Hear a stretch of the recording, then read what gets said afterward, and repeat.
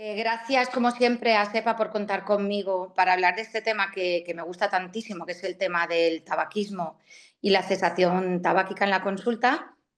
Gracias también a Kenbu, que es la compañía de salud del consumidor de Johnson Johnson, que es la que patrocina este curso. Por supuesto, deciros que no hay ningún conflicto de intereses y, por último, pues claro, daros gracias a todos vosotros que pues un miércoles por la tarde estar aquí a las 8 de la tarde todavía un rato más dándole a esto de los dientes, pues la verdad que tiene muchísimo mérito. Os lo agradezco y desde luego que espero ayudaros de verdad.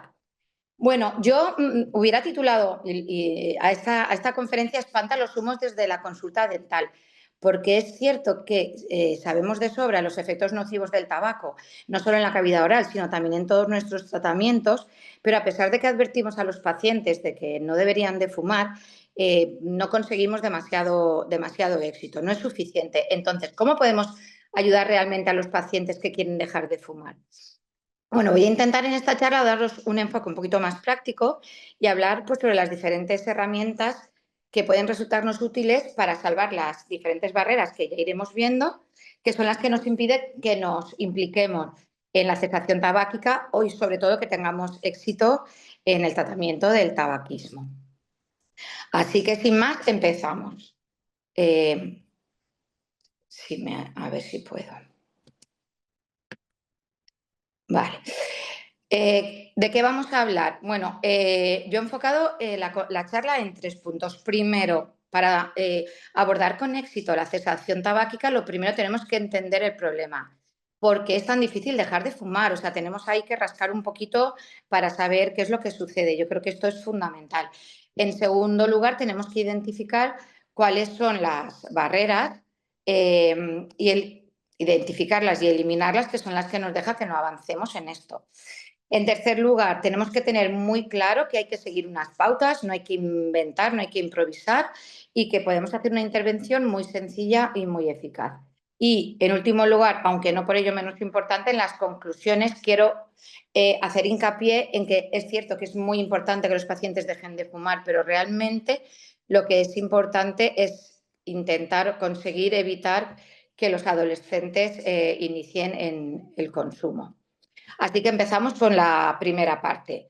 ¿Por qué cuesta tanto dejar de fumar? Pues hay realmente tres factores que vamos a analizar ahora rápidamente. Uno, porque la nicotina es una sustancia muy potente que produce una gran dependencia, tanto física como psicológica.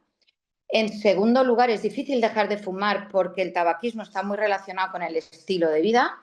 Y en tercer lugar, no podemos olvidarnos que la presión de la industria tabaquera es muy fuerte. Entonces, continuamente se va reinventando, va sacando nuevos productos, en teoría, con riesgo reducido, pero ya veréis que la historia no es tan bonita como la cuentan.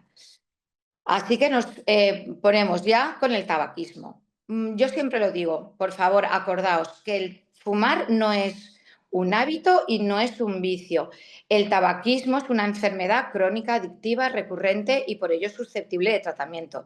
Y está catalogada como una adicción y está incluida en el Manual Diagnóstico de Trastornos Mentales. Entonces, podríamos decir que el tabaquismo es un trastorno obsesivo-compulsivo que está caracterizado por la necesidad de consumir una sustancia, en este caso el tabaco.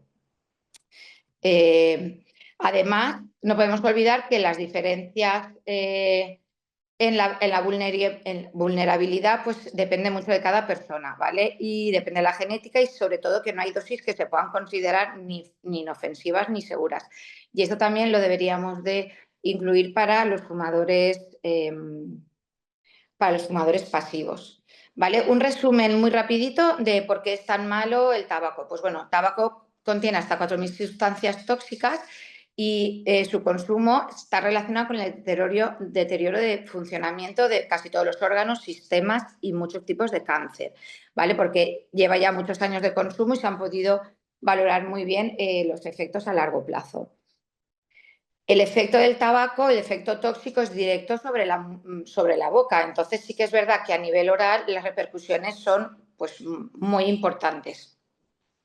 En primer lugar, siempre, aunque sea menos frecuente, tenemos que acordarnos del cáncer oral.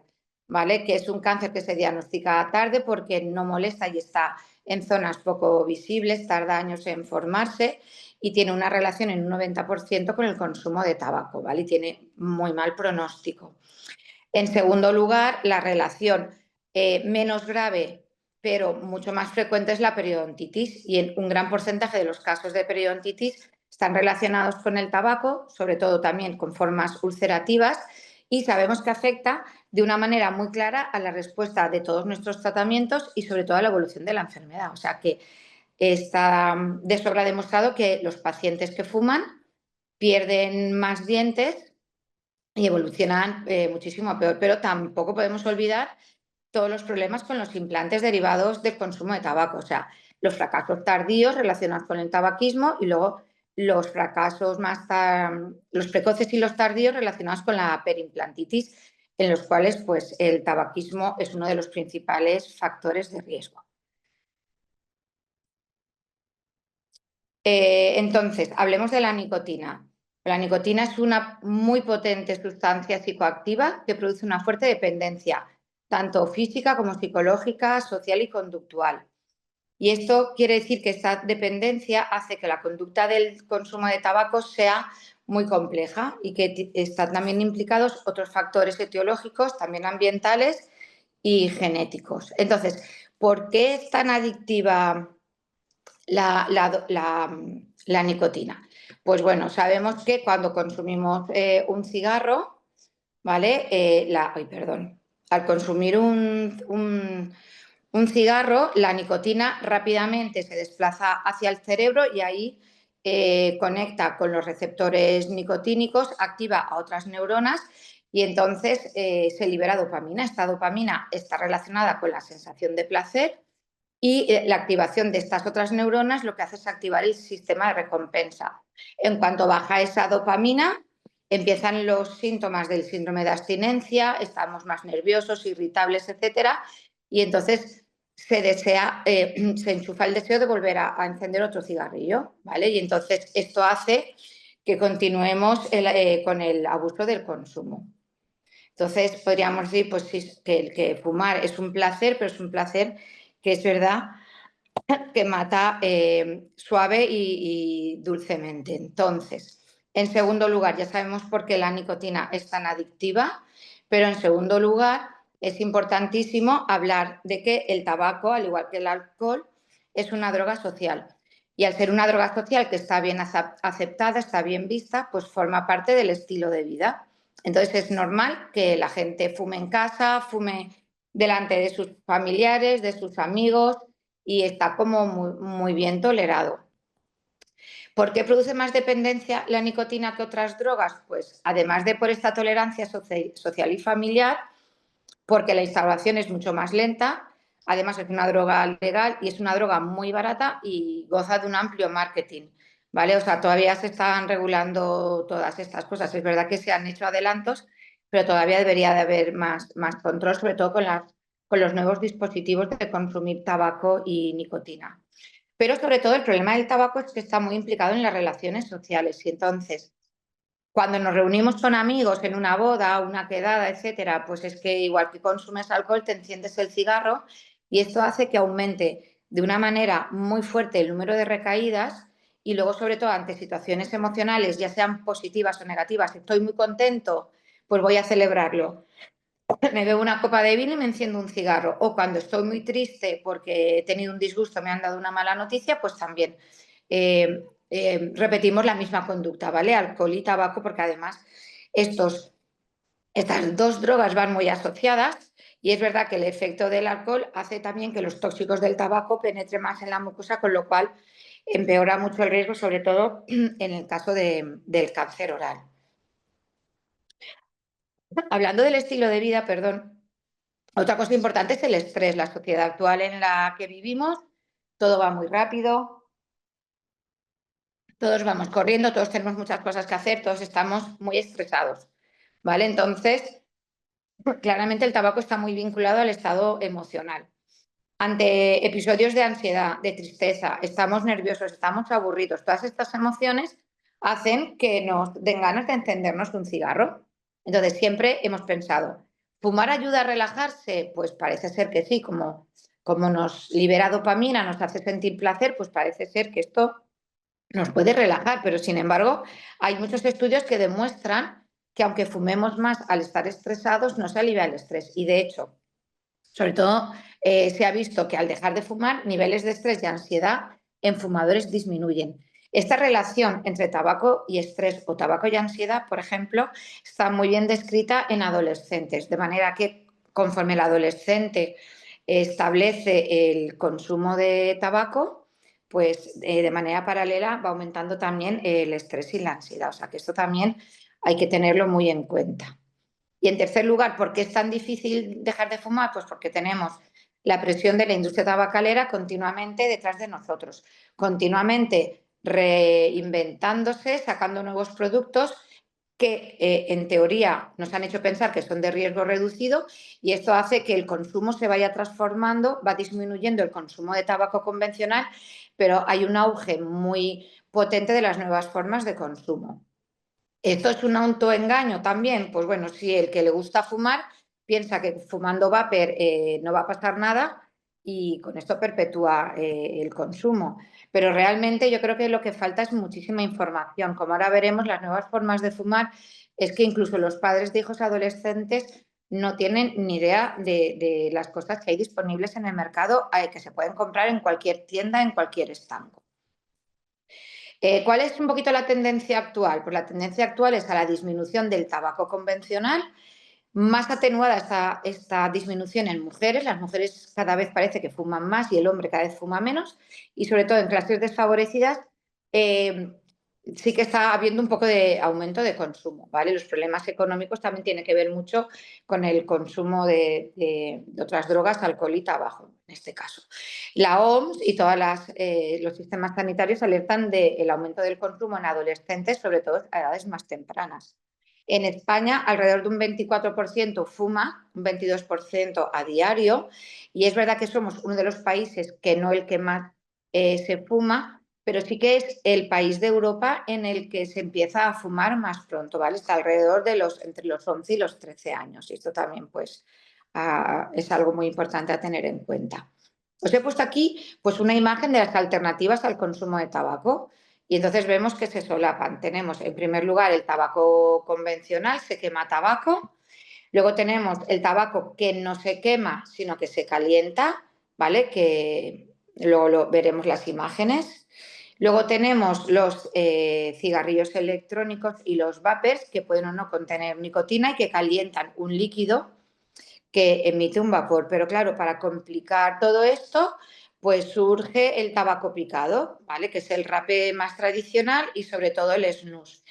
Y el snus es tabaco picado, pero es que además hay snus sintético, que es nicotina a una muy alta concentración, que tiene muchísimos efectos secundarios, sobre todo cuando el consumo se inicia en jóvenes que no han tenido contactos previos con la nicotina ni con los efectos de la nicotina.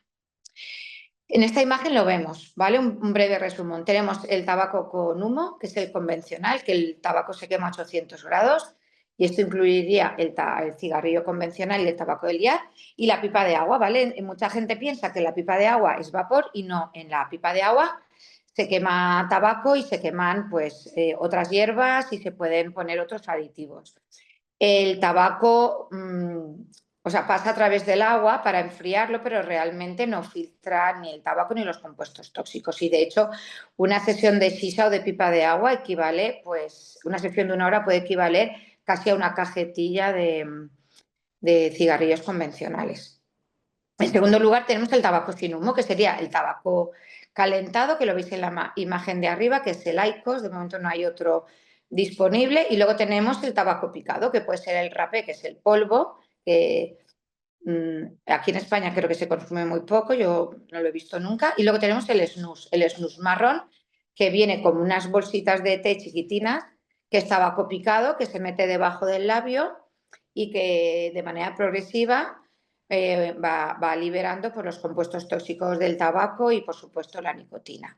Y luego tenemos los dispositivos susceptibles de liberar nicotina, que son los vapers, que vemos que tienen formas muy atractivas, que pueden pasar desapercibidas totalmente para los padres, y que imitan mucho a lo que es la conducta del tabaco, ¿vale? Porque lo pones en boca, lo chupas y demás, con lo cual, aunque emite vapor que no emite humo y no huele, pues recuerda mucho a lo que es fumar el cigarro, pero como os digo, tenemos también el snus blanco, que es la bolsa de nicotina, que es una nicotina a muchísima más concentración y por eso con muchísimo más efectos secundarios, ¿vale?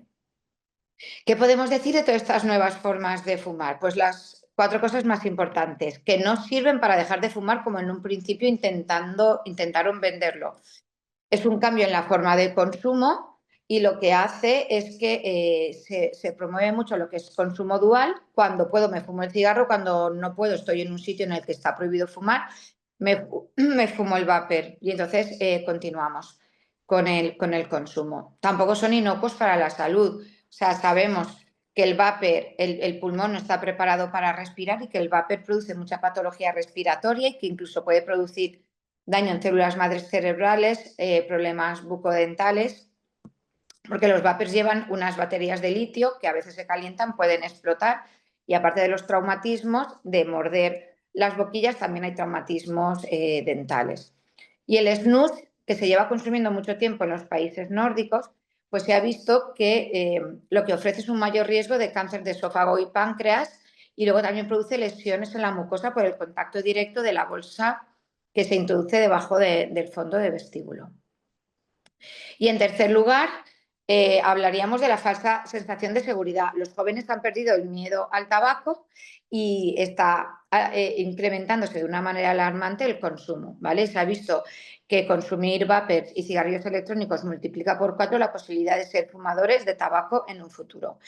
Y luego sí que sabemos efectos a corto plazo, pero con respecto a otras lesiones más crónicas, otros tipos de cánceres, pues no conocemos los efectos a largo plazo porque son relativamente recientes. Así que ahora que ya sabemos por qué lo tienen tan difícil nuestros pacientes para dejar de fumar, vamos a empezar a identificar y a eliminar las barreras. En primer lugar, vamos a hablar de las barreras que tenemos nosotros, los profesionales, y en segundo lugar, cuáles son las barreras que ve el paciente, que también hace que no se llegue a plantear este cambio de vida, de rutina tan importante para su vida. Os he puesto aquí un artículo muy interesante, este también, sobre la cesación en la consulta dental, cuál es la actitud de los dentistas, cuáles son las barreras y qué consejos nos pueden ser útiles a la hora de conseguir esto. Y bueno, estos artículos un poco nos resumen estos 4 puntos. Primero, que falta motivación e implicación de profesionales de la salud bucodental. Hay entrevistas y artículos que nos dicen que la gran mayoría de dentistas creen que es muy importante que el paciente deje de fumar, pero en un estudio privado que hizo Kenvu, de un número bastante alto de dentistas en España, se vio que solamente el 4% de los dentistas de verdad trabaja de manera activa y se implica en la cesación tabáquica. O sea que hay que mejorar muchas cosas. ¿Qué cosas hay que mejorar? Pues es que falta mucha información. No solamente de las nuevas formas de fumar, pues he hecho un poquito de resumen y sus efectos en la salud, sobre todo falta mucha información entre el personal odontológico de la existencia de diferentes fármacos muy seguros y muy efectivos que están disponibles para ayudar a los pacientes. En tercer lugar, pues es que falta formación desde la base. En los estudios de grado y posgrado no está arreglada la formación en tabaquismo. Y por último, y esto es fundamental, falta la concienciación no solo de la población, sino también de las instituciones respecto al humo de segunda mano, de tercera mano, los efectos ambientales y todo esto lo comentaremos luego. Bueno, entonces, ¿cuáles son las barreras que suele tener el profesional?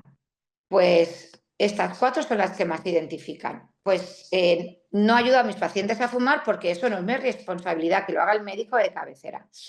En segundo lugar, porque me lleva mucho tiempo. Bueno, pues sabemos que el consejo breve funciona muy bien, no es así, no es una intervención que ocupe mucho tiempo, porque no va a servir de nada. Pues si los programas son bien ejecutados, también hay estudios y junto con ayuda farmacológica que nos dicen que pueden ser muy efectivos. Y luego otra razón es una razón económica, como perder el tiempo hablando con el paciente no se cobra, pues realmente es un poco una pérdida de tiempo, es poco rentable y la gente pues se enfoca a otros tratamientos que le interesan más. Realmente no se cobra, pero el beneficio es muy a largo plazo, no solo satisfacción personal, sino ofrecer un mejor servicio y sobre todo cuidar de la salud de nuestros pacientes, que debería ser nuestra prioridad. Analicemos un poquito, vamos a rascar un poquito. ¿Por qué pensamos que no es nuestra responsabilidad? Pues bueno, la cesación tabáquica está de sobra demostrado y está de sobra publicado en muchísimos artículos que la cesación tabáquica tiene que formar parte y forma parte de nuestras competencias, ¿vale? Y que todos los factores de riesgo modificables comunes a la periodontitis, así como otras enfermedades, deberían de abordarse en la clínica dental. Somos profesionales de la salud, ¿vale? Tenemos que proteger la salud de nuestros pacientes. Esta es la prioridad máxima. Segundo, estamos acostumbrados a motivar, no solo los que hacemos periodoncia, sino también pues, cuando hablamos a nuestros pacientes sobre los cambios dietéticos para controlar la caries, etcétera. Luego, la clínica dental es el escenario perfecto, o sea, es que tenemos una oportunidad enorme de mejorar la salud de nuestros pacientes, porque entre un 60 y un 70% de los pacientes pasan por la clínica dental, que son pacientes sanos que en teoría no van a su médico de cabecera. Entonces, tenemos una oportunidad de oro para intervenir ahí y conseguir éxitos en la cesación. Y por último, seamos un poco, también protegémonos nosotros. O sea, es que si nuestro paciente deja de fumar es bueno para el paciente, pero también es bueno para nosotros porque vamos a mejorar el resultado de nuestros tratamientos. Pero es que además nos distinguimos de otras clínicas, nos enfocamos en la prevención. O sea, es un poquito todo esto enfocado a lo que es el cambio de concepto de la salud y la salud global. En la guía terapéutica de la AFP, en estadios 1 y 3, pues se dice en el paso 1, que es conseguir el compromiso del paciente, esta frase. Y esto es importantísimo que no lo olvidemos, que junto a la eliminación del biofilm, dejar de fumar es la medida más importante que existe o que tenemos para el control de la periodontitis. O sea, que es clarísimo que tenemos que empezar a pensar en esto. Con respecto a la barrera que nos ponemos de que lleva mucho tiempo, bueno, la intervención mínima de 5 minutos puede conseguir que hasta el 10% de los pacientes dejen de fumar en un plazo de 6 meses. Esto quiere decir que la relación coste-beneficio es muy efectiva. Y el objetivo sería que en cualquier servicio de salud hiciéramos esta intervención mínima. ¿No va a servir de nada el consejo breve? Pues bueno, sí que sabemos que el consejo sanitario es la principal herramienta para dejar de fumar. Y se ha visto que aquellos pacientes que consiguieron o que recibieron un consejo breve de su dentista o de su médico tuvieron más éxito en el abandono del tabaco que cuando lo hicieron ellos solos. Y fijaros en este cuadro. Sí, hacemos tratamiento conductual. Si hablamos con el paciente, le ayudamos y le acompañamos en este proceso y además utilizamos fármacos, ya veremos en qué casos hay que utilizar fármacos, vemos que las tasas de abandono pueden llegar hasta un 30%, o sea que casi 1 de cada 3 pacientes, si hiciéramos tratamiento conductual y tratamiento farmacológico, conseguiríamos que dejaran de fumar. No se cobra, lo que yo os digo, ha cambiado el concepto de salud global del paciente.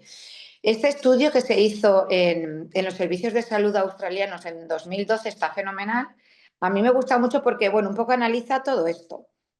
Esto es una inversión a largo plazo, ¿vale? El tratamiento del tabaquismo en la clínica. Y, por ejemplo, la información de este artículo lo apoya. ¿Qué hechos son los que más valoran los pacientes? Pues que existan opciones preventivas, que sean educados en mantener la salud de su boca y, sobre todo, que mantengan sus dientes a lo largo del tiempo. Ya hace tiempo que la Organización Mundial de la Salud nos dice que los 3 pilares de calidad en la salida son la eficacia clínica, la seguridad y la experiencia del paciente. Y con respecto a esta experiencia del paciente, pues vemos que la prevención mejora resultados de tratamiento y, sobre todo, la satisfacción. No tratamos dientes, tratamos personas. Esto también es otro de los titulares que deberíamos de tener siempre en mente y no olvidar nunca. En segundo lugar, ya tenemos claras e interiorizadas cuáles son nuestras barreras, pues vamos a identificar cuáles son las barreras por parte del paciente. Pues primero, falta de motivación. A veces no encuentran una razón que le cambie el chip para realmente empezar a tomarse este asunto en serio. La falta de confianza, esto da mucho miedo, el fracaso. La gente no quiere fracasar, no está acostumbrada a fracasar y entonces decirle a todo el mundo que va a dejar de fumar y luego no conseguirlo, pues les hace sentir muy mal y pues bueno, afecta su autoestima. Luego, el síndrome de abstinencia, que esta es una realidad y es contra lo que tenemos que luchar. Pues las malas experiencias previas hacen que el paciente no tenga ganas de meterse otra vez en este lío. Y luego el autoengaño, la gente dice, es que me gusta fumar. No, es que te guste fumar, es que realmente tienes una dependencia y una adicción, ¿vale? Y es verdad que lo que muchas veces hace que el paciente no sea capaz de dejar de fumar es por el sufrimiento imaginario que sería para esta persona el vivir sin tabaco, ¿vale? Y luego vamos a hablar un poquito de los problemas de salud mental, que es verdad que esto sí que es una barrera no imaginaria, sino una barrera real en el abandono del tabaco. Entonces, ¿qué es lo primero? Lo primero, lo más importante, cuidar el lenguaje, darle confianza al paciente y empatizar con él. Esta frase, siempre cuando abordemos este tema, ya lo sé, si dejar de fumar no es nada fácil y no solamente se consigue con fuerza de voluntad, pero podemos ayudarte de muchas maneras, ¿vale? Hay que evitar sentimientos de culpa. Tenemos que hablar de lo malo que es fumar, pero también de las cosas buenas que supone abandonar el tabaco. Siempre individualizar las recomendaciones, o sea, cada persona tiene una motivación para dejar de fumar, tiene una experiencia previa en el abandono del tabaco y entonces, en función de toda esta información, que luego os diré cómo la vamos a ir extrayendo poquito a poco con preguntas abiertas al paciente, cómo la vamos a obtener y cómo la vamos a valorar. Y por último, decirle al paciente y entender nosotros que lo realmente complicado no es dejar de fumar, lo que realmente es complicado es mantenerse abstinente en el tiempo, porque realmente el riesgo de recaída es muy, muy alto. En segundo lugar, pues tenemos que ayudarle a encontrar la motivación para dejarlo. Pues muchas veces es en el momento en que el paciente va a hacer una inversión económica muy fuerte, como por ejemplo rehabilitar su boca con implantes o rehabilitar su boca con un tratamiento de estética, pues bueno, tiene que saber que es el momento perfecto para dejar de fumar porque en caso de seguir fumando va a haber una peor respuesta al tratamiento. Esto va a frustrar y va a hacer que el paciente pierda motivación, pero para nosotros también es una frustración muy grande y sobre todo es una fuente de conflictos, discusiones, malentendidos, etcétera. ¿Vale? Entonces, otro mensaje que podríamos transmitir a los pacientes es que la edad límite ideal para dejar de fumar es antes de los 45 o 50 años. Si los pacientes dejan de fumar antes de los 45 o 50 años y empieza a cuidarse en serio, se ha visto que el riesgo acumulado por todo el daño que ha hecho el tabaco se reduce a la mitad en 15 años. ¿Vale? Cada vez hay menos excusas para seguir fumando. Es que tenemos un montón. Aquí a la derecha vemos que hay cosas en las que a veces no pensamos. Los dientes más blancos, mejor inmunidad, mejor sexo, etcétera. Reduce el estrés, como os he dicho antes. Es que hay evidencia de que fumar aumenta el estrés. ¿Vale? Y luego, esto es de un concurso de dibujo que hicieron unos niños en la Comunidad de Madrid que me encanta. Es que realmente el fumar es algo muy absurdo. O sea, fumar es pagar para que tu vida sea más corta. O sea, si queremos vivir muchos años y queremos vivir con calidad de vida, desde luego que fumar no entra para nada en esta ecuación. ¿Motivos para dejar de fumar? Pues bueno, como os he dicho, otros que podemos recordar al paciente y a partir de ahí empezar a trabajar en la cesación. Bueno, saber que dejar de fumar va a mejorar la salud ya lo sabe todo el mundo. Que va a ahorrar tiempo y dinero también lo sabe todo el mundo. Pero, por ejemplo, pensemos mucho en proteger el medio ambiente. La gente joven está muy, muy concienciada en todo esto de que tenemos que cuidar nuestro planeta, pero pensemos que no solamente el proceso de fabricación, la tala de árboles y demás para fabricar el papel de los cigarrillos, el transporte, la contaminación, ¿vale? De los combustibles y los residuos de colillas que llegan al mar y contaminan no solo la tierra, sino también el agua y seres vivos, por favor, no olvidemos de los plásticos y las baterías de litio de los vapeadores. Hay un montón de vapeadores de un solo uso que no deberían de tirarse a la basura común, sino que se deberían de llevar a un punto de reciclaje que ni siquiera en los estancos los recogen y que dudo de que nadie lo haga. Bueno, la verdad es que esto es un punto importante a considerar. En cuarto lugar, vivimos en una sociedad, y más con las redes sociales y más con la presión que tienen los jóvenes con el tema de la estética. Si queremos mejorar nuestra apariencia y nuestra imagen, desde luego, volvemos a decir que fumar no entra en la ecuación, ¿vale? El tabaco hace que aparezcan manchas en dientes y en restauraciones, hace que aumenten arrugas en la piel alrededor de los labios, se amarillean también las uñas. El cuerpo, la ropa huele mal, el aliento lo mismo. Vas a pedir trabajo, una entrevista de trabajo, pues bueno, la verdad es que te da mucho mejor aspecto. Cada vez hay más tratamientos estéticos, infiltraciones de ácido hialurónico, blanqueamientos dentales. Es que realmente si fumas, todo esto no funciona. O sea que yo creo que aquí también es un punto muy fuerte en el que podemos hacer hincapié. Y por último, proteger a nuestros seres queridos. Y proteger a nuestros seres queridos no solamente son a nuestros hijos, que obviamente es lo que más queremos en el mundo, pero también a nuestras mascotas. De hecho, ya hay estudios en Inglaterra de determinados tipos de cáncer en perros que conviven con pacientes fumadores. Así que si queremos a nuestros perros, tenemos también que plantearnos esto.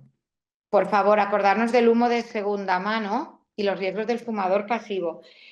Es verdad que el riesgo de cáncer tiene que ver mucho también con la genética y con otros factores de riesgo, pero en aquellas personas que conviven con fumadores, el riesgo de sufrir una enfermedad relacionada con tabaco es un 30% superior al de la persona que no vive o no trabaja con un fumador. ¿Vale? Acordaos que el humo de segunda mano es el que sale por la punta del cigarro, que es mucho más perjudicial que el humo que inhalamos, porque tiene mayor cantidad de cianuro, cadmio, etcétera. Luego está el humo de tercera mano, que es el que permanece en superficies como textiles, por ejemplo, en el sofá durante al menos 5 años, cortinas, etcétera, que también tiene gran cantidad de sustancias tóxicas y cancerígenas. Y el humo de cuarta mano, que es el que hace referencia al impacto ambiental y el riesgo de salud de las colillas y de los vapeadores y residuos plásticos y de baterías que genera. En tercer lugar, ¿cómo vamos a hacer una intervención sencilla y eficaz? Pues vamos a seguir unas pautas, ¿vale? Y vamos a unir lo que es el manejo psicológico con el farmacológico. Si unimos este tándem, pues las posibilidades de éxito, como hemos visto, aumentan hasta un 30%. Entonces, hay muchísima información, muchísimas guías para dejar de fumar, muchísimos folletos. Esto siempre va muy bien darle al paciente para que lo lea tranquilamente en casa y no darle la tabarra mucho en la clínica, sobre todo si no tiene mucha gana. Pero a todos los pacientes, cuando lleguen a la clínica, les tenemos que preguntar si fuman o si es una primera visita y no lo conocemos todavía, si han fumado alguna vez. Y después de esta pregunta, si fuman o han vuelto a fumar, tenemos que preguntarles, ¿quieres dejarlo? Si el paciente nos dice que no, bueno, pues no insistimos, le damos un consejo breve. Bueno, pues estaría muy bien ahora que te vas a poner los implantes.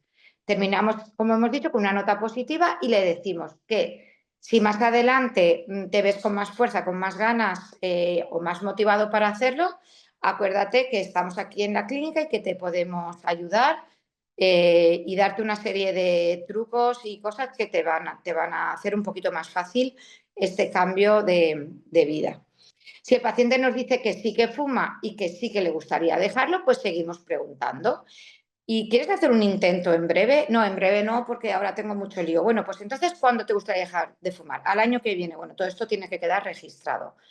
¿Quieres que te ayude? ¿Cómo quieres dejar de fumar? ¿Quieres hacerlo de golpe? ¿Quieres hacerlo progresivamente? ¿Quieres hacerlo con pastillas si nunca las has intentado? Etcétera. Tenemos que un poquito ir conociendo el paciente, su relación con el tabaco. ¿Qué 5 cosas tenemos que tener claras del consejo breve? Que tiene que ser muy claro, ¿vale? Que es importante que dejes de fumar. Tiene que ser serio, pero amable y firme. Tiene que ser breve. El paciente tampoco quiere que le mareemos con mucho. Entonces, por esto los folletos complementan muy bien el consejo breve. Tiene que ser sencillo, ¿vale? No con un lenguaje científico, tiene que ser algo que entienda el paciente. Pues, por ejemplo, si fumas, la encía va a cicatrizar peor y vamos a tener más complicaciones con la cirugía o con los implantes. Y luego tiene que ser muy personalizado. Como ya conocemos al paciente, hemos hablado con él, pues en función de sus características, de sus experiencias previas, pues ya nos enfocamos. Entonces, como os he dicho, hay muchas guías terapéuticas. A mí me gusta mucho esta de la FDI, que es como muy clara, muy escueta, muy concisa. Luego tenemos también la guía que hicimos para la SEPA, pero esta guía es verdad que la hemos intentado aplicar y constaba de muchas visitas para poder hacer bien el seguimiento, pero es verdad que hacer tantas visitas presenciales, pues luego no es muy factible en la consulta. Así que os voy a proponer esta nueva guía, esta nueva manera de ayudar a nuestros pacientes a dejar de fumar, que todavía no la tengo publicada, pero lo tenemos ya en marcha, lo tenemos ya en el horno, y entonces lo vamos a simplificar. Vamos a hablar de las 3 A's. Vamos a averiguar, vamos a aconsejar y vamos a acompañar al paciente que quiere dejar de fumar. Entonces, primero, ¿qué vamos a averiguar? Pues vamos a hacer un buen diagnóstico del tabaquismo. Y esto lo vamos a hacer averiguando en qué situación de abandono o en qué fase de abandono se encuentra. En segundo lugar, cuál es el grado del tabaquismo. Y el tercero, cuál es el grado de adicción física a la nicotina. Entonces, con respecto a la fase de abandono, pues le tenemos que preguntar, vale, ¿quieres dejar de fumar? No. Pues este paciente está en precontemplación, nada. Ya más adelante volvemos a abordar este tema. Si el paciente nos dice que quiere dejar de fumar, pero en un futuro, antes de 6 meses, pues está en fase de contemplación. Esto tiene que quedar registrado en la ficha para la siguiente visita de mantenimiento, por ejemplo, volver a hablarlo. Y si el paciente quiere dejar de fumar en breve, es que está en fase de preparación. Entonces ahí sí que ya tenemos que poner toda la carne en el asador y centrar bien nuestros esfuerzos. Tenemos que averiguar cuál es la condición de fumador, las características de su consumo, cuáles son las posibilidades de que pueda dejar de fumar, etcétera. Y entonces vamos a hacer muchas preguntas. ¿Dónde sueles fumar? ¿En qué situaciones te gusta fumar más? Si dejaras de fumar, ¿cuál crees que sería el impedimento más grande? O, por ejemplo, otras veces que has dejado de fumar porque tuviste una recaída. ¿Cuál fue el momento más crítico? ¿Qué temor o qué miedo tienes de dejar el tabaco? ¿Piensas que te vas a poner muy nervioso? ¿O qué personas tienes en tu entorno que te van a ayudar? Como os he dicho, hay que averiguar el motivo para querer dejarlo, pero una pregunta muy importante y que jamás se hace el paciente y que nosotros no hacemos es ¿qué es lo que no te gusta de fumar? ¿Vale? Por ejemplo, no me gusta de fumar. Pues el paciente a veces dice, pues es que me gasto mucho dinero. Pues bueno, ya sabemos que a partir de ahí, en ese tema económico, pues va a ser a lo mejor más fácil ayudarle a encontrar la motivación. Respecto a los puntos 2, grado de tabaquismo y grado de adicción física, tradicionalmente hemos utilizado el test de Fagerström, que sabéis que es un test bastante fácil con varias preguntas. Pero si seguimos este documento de consenso, que es un documento muy interesante, como os he marcado ahí, y que creo que deberíais de leer, estas 4 preguntas nos van a definir muy bien cuál es el grado de dependencia física a la nicotina y el grado de tabaquismo. ¿Cuánto fumas al día y cuántos años llevas fumando? ¿Cuál es el cigarrillo que más necesitas consumir? ¿Cuál es el más importante para ti, el que más placer te da? ¿Cómo ha sido tu historia de intentos previos? ¿Cuántos intentos has hecho? ¿Hace cuántos años? ¿Y por qué volviste a caer? Pero la pregunta clave, la que nunca podemos olvidar, es esta. ¿Cuándo te enciendes el primer cigarro? Si el paciente se enciende el primer cigarro antes de los 30 minutos de levantarse de la cama y además fuma mucho y lleva muchos años fumando, pues podemos decir que este paciente tiene una dependencia entre moderada y grave o severa a la nicotina. Y esto quiere decir que con una dependencia moderada severa, sin ayuda farmacológica, muchas veces es muy difícil que el paciente consiga el abandono. Otra pregunta que nos planteamos, pero vamos a ver, ¿qué pacientes son buenos candidatos para que yo utilice mi tiempo en ayudar a esta persona? ¿A quiénes les cuesta más dejarlos? ¿Qué característica especial tienen estas personas que nunca consiguen dejar de fumar? Pues bueno, hay también artículos que describen esto. 5 puntos vamos a considerar. Primero, alta dependencia a la nicotina. Ya lo sabemos, el paciente está enganchadísimo y entonces él solo va a ser muy difícil que lo consiga. En el segundo lugar, cuando el consumo de tabaco va unido al abuso de otras sustancias, como os he dicho, el alcohol u otras drogas, ¿vale? Porque, como os digo, el consumo suele venir unido. En tercer lugar, cuando hay problemas de salud mental, si el paciente tiene depresión, mucha ansiedad, tiene una esquizofrenia, un trastorno bipolar, pues sabemos que estos pacientes tienen una tasa muy alta de prevalencia, que el tabaco muchas veces lo utilizan como forma de automedicación y que también para nosotros va a ser muy difícil conseguir que consiga el abandono con éxito. Por supuesto, pacientes con alto nivel de estrés en un momento malo de su vida tampoco están en el momento de dejar el tabaco. Y otro punto muy importante que yo siempre les pregunto es que si conviven con otros fumadores, porque si conviven con otros fumadores van a tener la tentación siempre delante y entonces va a ser muy fácil que recaigan. Entonces, yo cuando el problema es la convivencia con otros fumadores, lo que les animo es que haga un pacto con esa persona que fuma para dejarlo los dos a la vez, que eso sería maravilloso, dejar de fumar con tu pareja o dejar de fumar con tu mejor amigo, ¿vale? Eso aumenta el compromiso y seguro que aumentaría la tasa de éxito porque evitaríamos tentaciones. Entonces, eh, según el documento este, como os he dicho, el documento de consenso, ¿cuáles serían las circunstancias en las que deberíamos derivar al paciente a una unidad especializada de tabaquismo? Pues primero, cuando hay muchos intentos de abandono que han sido correctamente tratados por un profesional sanitario y siempre ha sido un fracaso. En segundo lugar, cuando el paciente tiene alguna patología, una cardiopatía isquémica reciente o arritmias cardíacas o hipertensión no controladas o nefropatías, hepatopatías o cardiopatías, pues realmente en este caso, como tenemos que usar medicaciones y hay muchas contraindicaciones, interacciones, etcétera, sería mucho mejor que lo llevara pues la unidad especializada en tabaquismo o el médico de cabecera. Luego, embarazadas o en periodos de lactancia, por supuesto, y como os he dicho, también en patología psiquiátrica o cuando hay consumo de otras sustancias. Si el paciente tiene un problema de alcoholismo y de tabaquismo, pensar en que va a dejar las dos cosas a la vez, eso es una utopía. Realmente lo primero es dejar el alcohol, porque el alcohol produce muchos más efectos también a nivel en la familia, etcétera, y a nivel laboral y demás. Entonces, lo primero, dejar el alcohol y una vez controlado este tema, empezar a pensar en dejar en el tabaco, ¿vale? Siempre hacer una cesación escalonada. En segundo lugar, vamos a aconsejar al paciente. ¿Y esto en qué consiste? Pues en ayudarle a elaborar un plan, ¿vale? Entonces yo me compincho con él, ¿vale? ¿Te quieres dejar de fumar? Pues vamos a empezar a organizar el tema. Lo primero, vamos a poner una fecha para la cesación y la tenemos que registrar. Esta fecha la tenemos que poner en breve, o sea, como máximo en un mes. Lo segundo, hay que contárselo a toda la familia, a los amigos y a los compañeros de trabajo. Voy a dejar de fumar, voy a estar muy nervioso, por favor, tener paciencia conmigo, porque para mí es importantísimo conseguirlo.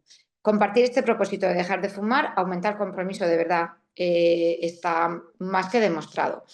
Otra cosa, tenemos que anticiparnos a los desafíos que supone el tabaco, ¿vale? Y esto tiene que ver con el síndrome de abstinencia. Tenemos que darles información. Tenemos que retirar de nuestro entorno todo aquello que recuerde al tabaco. Y luego, en el caso que sea necesario, pues dar tratamiento farmacológico. La guía de la FDI que os he comentado antes, que me gusta mucho, habla como si dijéramos, de esta pauta, que es la pauta STAR, ¿vale? Pero, como os he dicho yo, en el nuevo documento que estoy preparando, yo hablaría más de START. Vamos a empezar, ¿vale? Y para esto tenemos que incluir muchas veces también el tratamiento farmacológico. Importantísimo, si el paciente está con tratamiento farmacológico, hay que valorar la tolerancia y la adhesión al tratamiento. O sea, no le doy la receta y me olvido, sino que luego hay que hacer un seguimiento. Si no puede ser presencial por teléfono, pero bueno, tenemos que saber qué tal vas con el spray de nicotina o qué tal vas con la medicación, lo estás cumpliendo, está siendo muy difícil, etcétera. Y luego, por último, con respecto a las terapias alternativas, como son la hipnosis, la acupuntura, etcétera, pues bueno, no hay evidencia científica de que esto funcione y, por supuesto, no lo podemos recomendar. Sobre el síndrome de abstinencia les vamos a dar información por escrito, pero esta es la información más importante. Intensidad máxima a las 48 horas, ¿vale? Una vez pasa este tiempo, los 2 o 3 primeros días, va disminuyendo los síntomas de manera gradual hasta las 4 semanas. Entonces, en teoría, a las 4 semanas ya se pierde el síndrome de abstinencia. Lo que pasa es que el deseo de fumar, que no es un síndrome de abstinencia, en situaciones difíciles va a permanecer durante meses, incluso durante años, ¿vale? Los síndromes de abstinencia ya sabéis que pueden ser físicos o psíquicos. Físicos, pues aumenta el apetito, insomnio, cansancio, psíquicos, pues enfados, mal humor, etcétera, ¿vale? ¿Qué consejos prácticos podríamos darle a nuestros pacientes para ayudar a superar la dependencia? Vale, y este consejo, por ejemplo, yo creo que iría muy bien a mi amigo Jaime, que lleva muchos intentos y que yo sé que lo va a conseguir porque está en el buen camino. Hay que vivir el día a día y hay que pensar, hoy no voy a fumar. ¿Qué va a pasar mañana? Nadie sabe lo que va a pasar mañana, pero hoy tengo claro que no voy a fumar. Siempre mensajes positivos de que se puede conseguir. Siempre metas a corto plazo. Esto es una buena forma de animarse. Y otro consejo muy bueno es mantener tanto la mente como el cuerpo ocupados.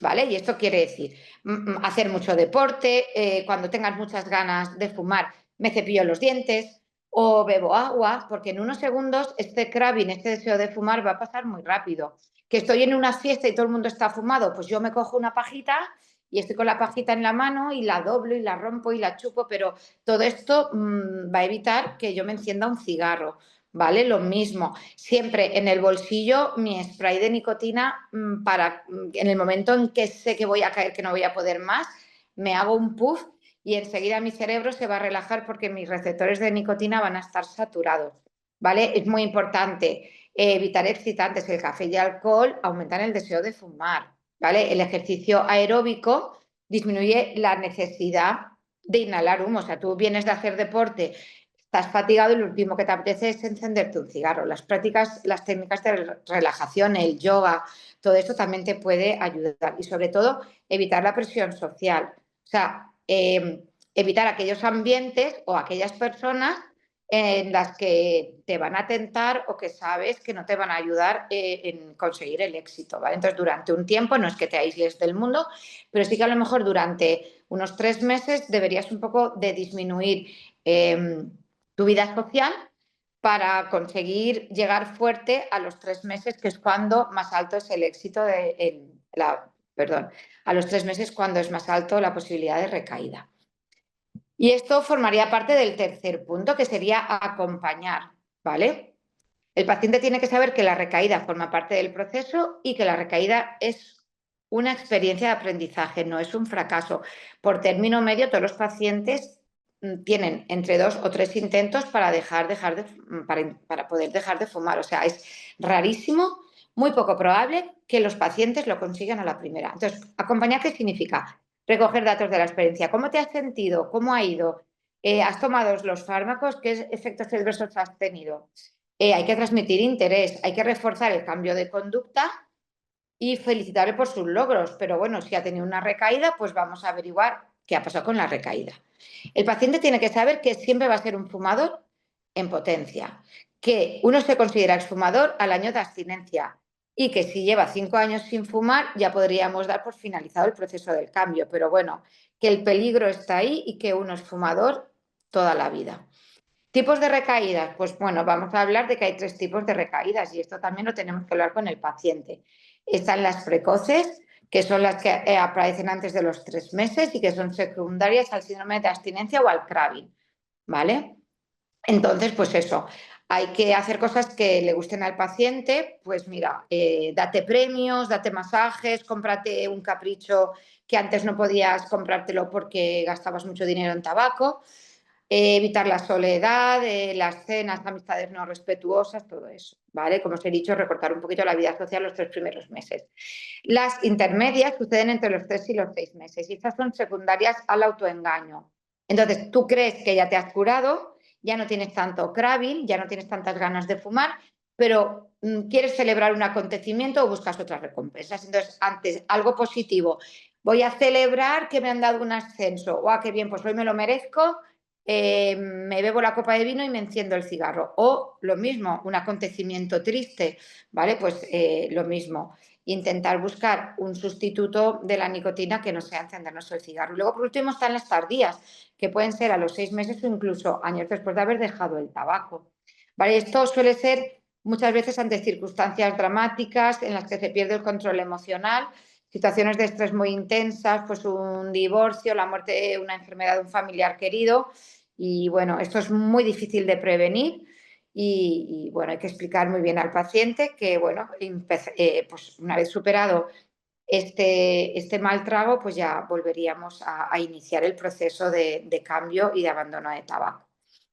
¿Vale? Entonces aquí veremos las variables asociadas con la menor abstinencia.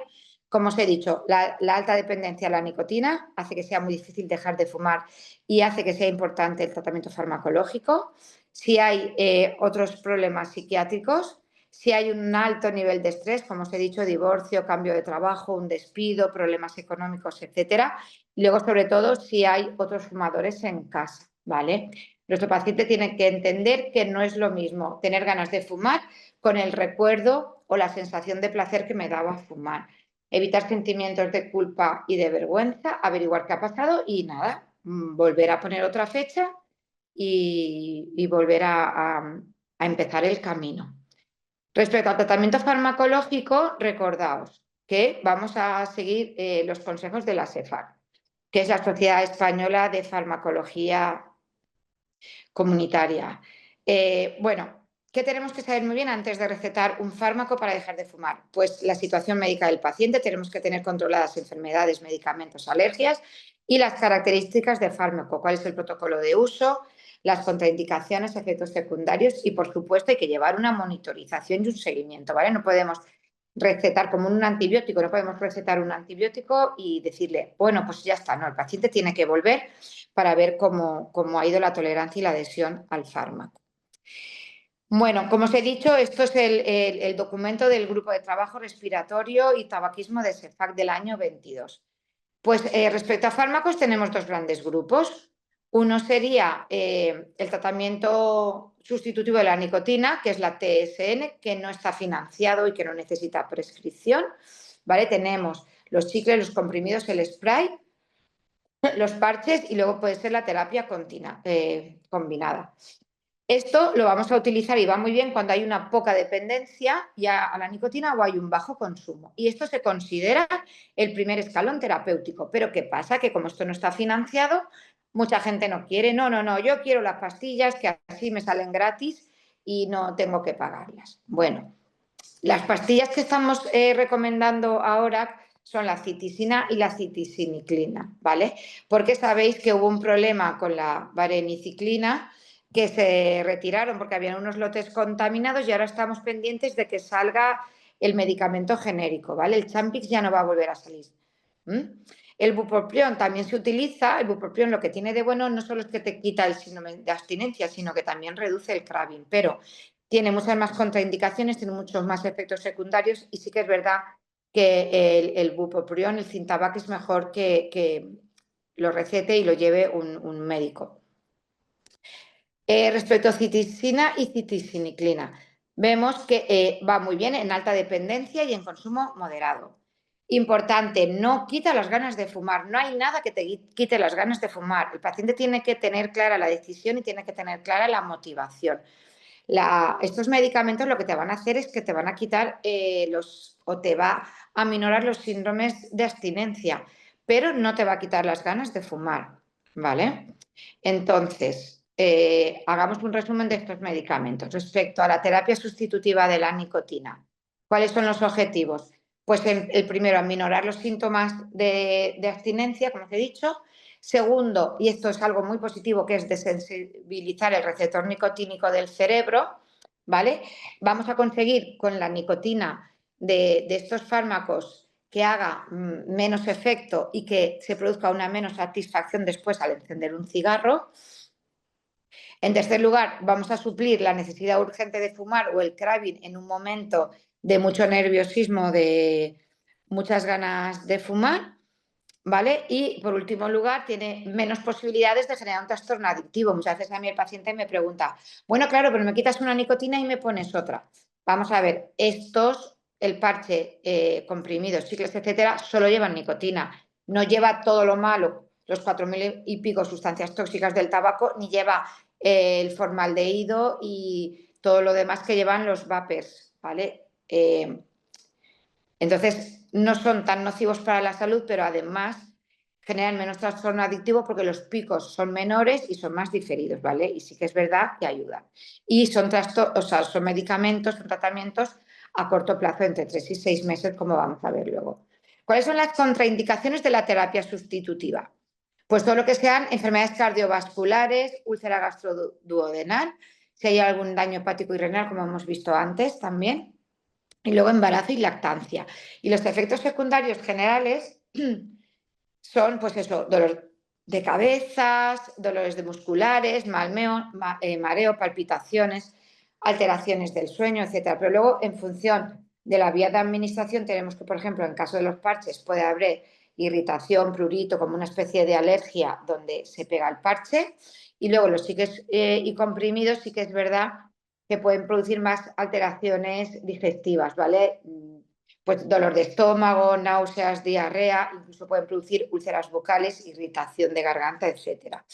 Entonces, de todas estas formas de terapia sustitutiva de la nicotina, parece que la que mejor funciona, la más rápida y la que menos efectos secundarios tiene sería el spray de nicotina. ¿Cómo lo vamos a utilizar? Máximo 3 meses. Fase 1. Entre 1 y 6 semanas haríamos 1 o 2 pulverizaciones cuando tengo muchas ganas de fumarme un cigarro. ¿Vale? Esto es cuando vamos a sustituir totalmente el tabaco por el spray de nicotina. La fase 2, que sería hasta las 9 semanas, iremos reduciendo las pulverizaciones hasta llegar a la mitad. Y la fase 3, que sería hasta las 12 semanas, tenemos que continuar reduciendo hasta llegar a un máximo de 4 pulverizaciones al día. ¿Vale? De manera que deberíamos de dejar el tratamiento a los 3 meses. Sin embargo, si utilizamos el spray de nicotina en momentos muy puntuales en los que estoy dejando de fumar solo o con tratamiento farmacológico con comprimidos y tengo un craving muy importante porque tengo un problema en el trabajo, un disgusto muy grande, pues bueno, sí que hasta 6 meses podemos utilizar el spray de nicotina en estos momentos, como os he dicho, no solo síndrome de abstinencia, sino también en situaciones de craving.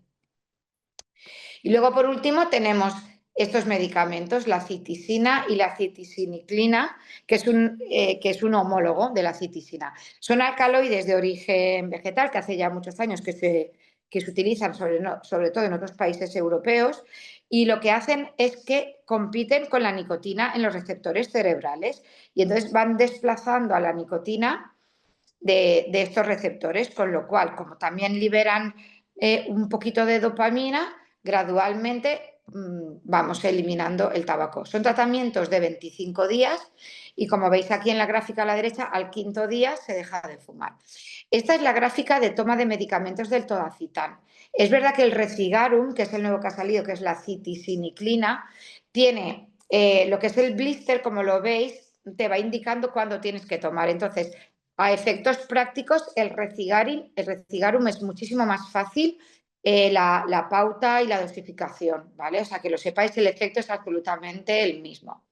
Contraindicaciones, pues eventos cardiovasculares, pues pacientes que han tenido infartos, anginas de pecho, arritmias, accidentes cerebrovasculares, pues bueno, la verdad es que estaría contraindicado también en embarazo, en lactancia.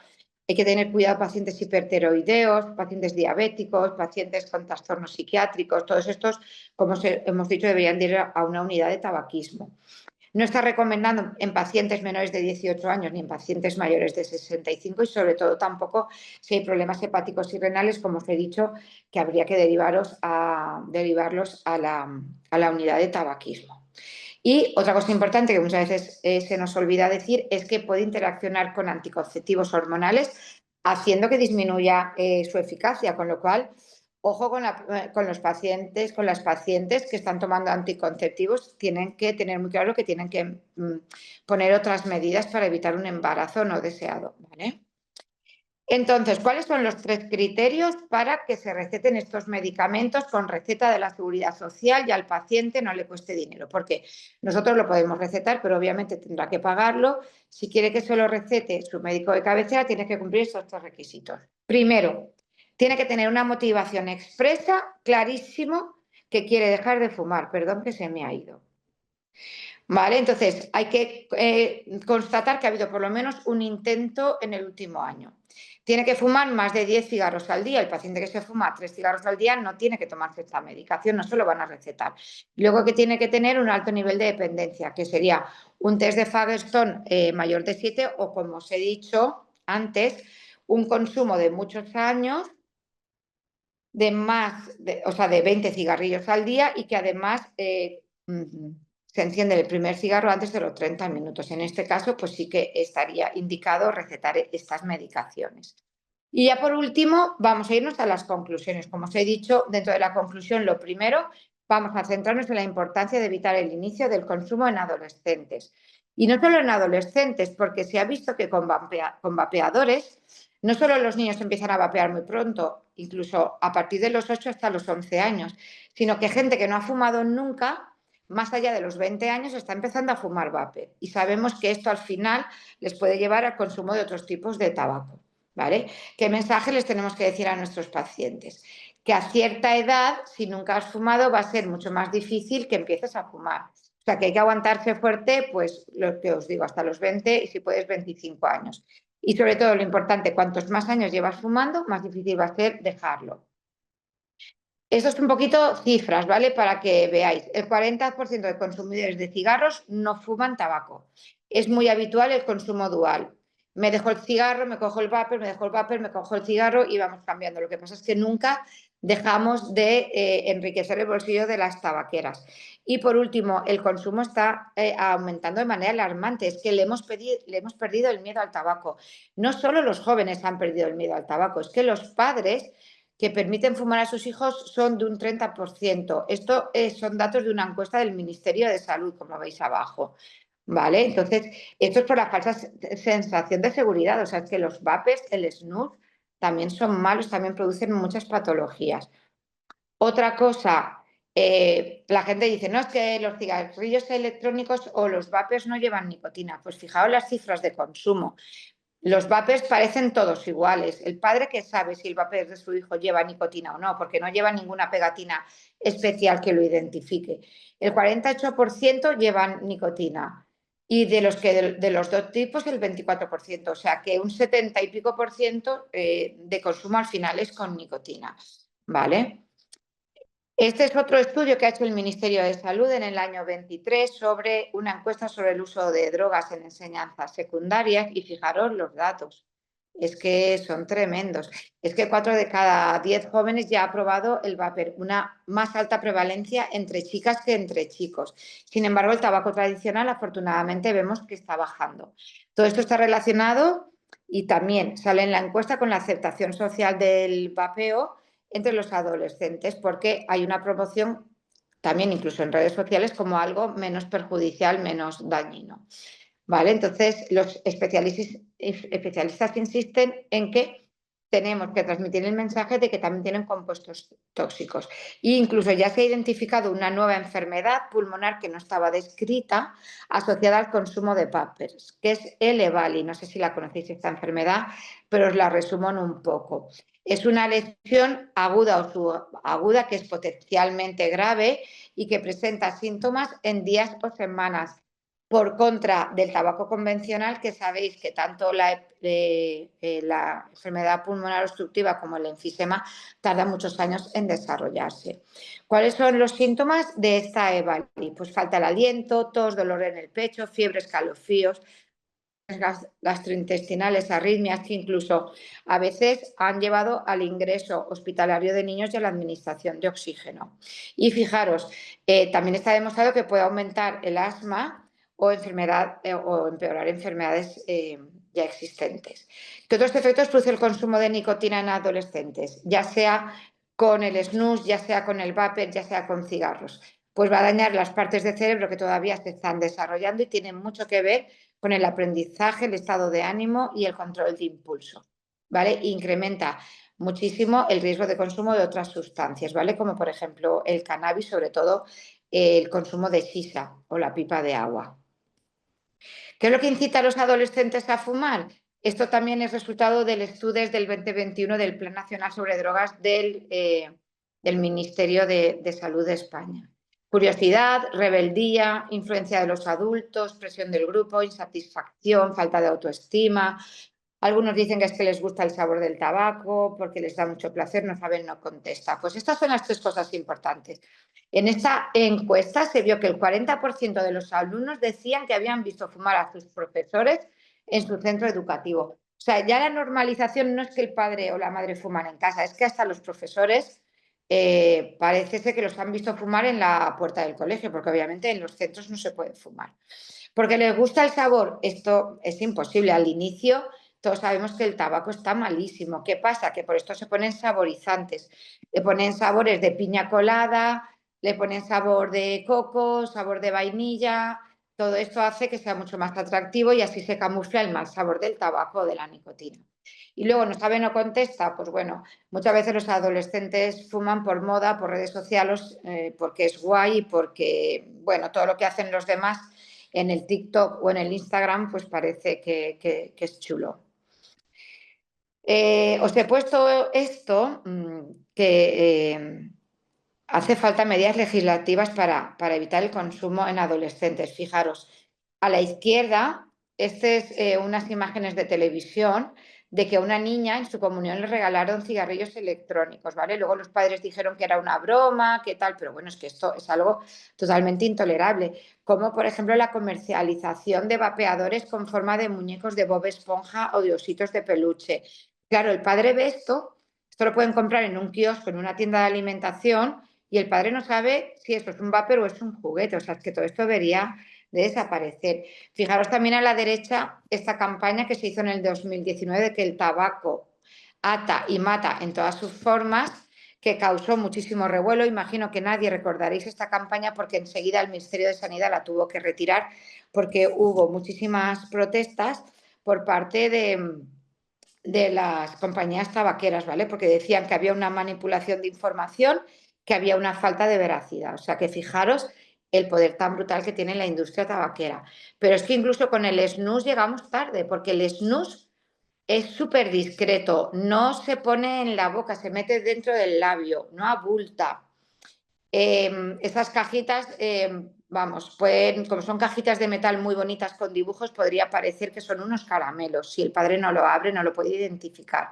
¿Vale? Entonces, llegamos tarde al snus porque ya es libre la comercialización. Y entonces, como esto no se regule, pues vamos a tener un paso mucho más fuerte a este consumo. ¿Por qué? Porque en el 2025 se va a equiparar la restricción en la venta y el consumo de vapor con las de tabaco. Entonces se van a ampliar las zonas libres de humo. No se puede fumar en la playa, no se pueden fumar en las terrazas, etcétera.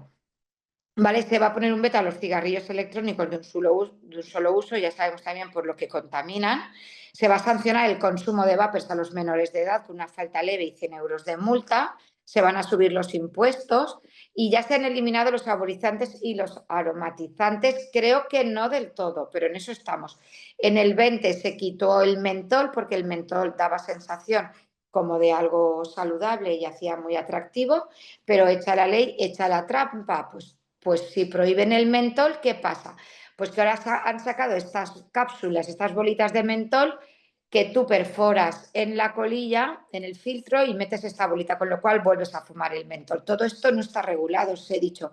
Es que el tema de las medidas legislativas es que deberíamos de ponernos muy serios.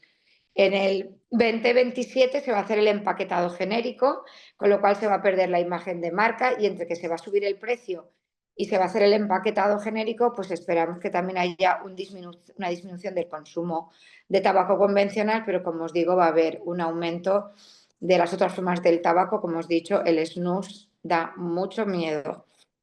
Y por último, conclusiones. Dejar de fumar es la mejor decisión que puede tomar una persona por su salud.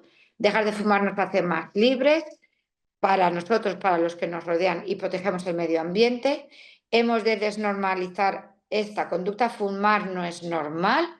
Hay que aumentar la responsabilidad y la concienciación de toda la población, de profesionales de salud, políticos e instituciones. Por favor, no volvamos a fumar delante de nuestros hijos, ni en casa ni en el coche. Sabemos que el ejemplo de los padres es fundamental en el inicio del consumo y que la conducta aprendida y los modelos de referencia tienen un valor preponderante importantísimo. Y, por supuesto, si queremos a nuestros hijos, que los queremos, tenemos que protegerles del humo de segunda, de tercera y de cuarta mano. Y nosotros, como profesionales de salud, tenemos que proteger la salud de nuestros pacientes siempre. Todo el paciente tiene que estar involucrado, desde la persona que hay en recepción, las higienistas y los dentistas. Hay que introducirlo en la rutina diaria. Es rápido, es fácil, no cuesta ningún esfuerzo. Tenemos mucha experiencia en motivar en identificar y en cambiar conductas. Tenemos que poner en valor la recompensa personal. O sea, el paciente que deja de fumar gracias a tu ayuda te lo va a agradecer toda la vida y cada vez que entre a la consulta te va a dar un abrazo y lo va a contar a todo el mundo. Es que es algo importantísimo para sus vidas. Y luego no olvidarnos de los objetivos mínimos, el diagnóstico precoz del cáncer oral y del resto de lesiones relacionadas con tabaco. Por favor, siempre en cada visita identificar al paciente fumador, al que fuma, al que no fuma y ofrecerles consejo y ayudar a nuestros pacientes que quieren dejar de fumar. Eso significa salud global, mejorar la calidad de vida de nuestros pacientes. Por último, quiero deciros que hay unos artículos que he publicado el año pasado, publiqué por estas fechas en Gaceta Dental. Son 2 artículos que hablan del tratamiento del tabaquismo, desarrolla con mucho más detalle las nuevas formas de fumar, desarrolla con mucho más detalle todas las contraindicaciones, las pautas de los medicamentos, así que os animo a buscarlas. Y nada, por último, espero que os animéis, que hayáis aprendido muchas cosas.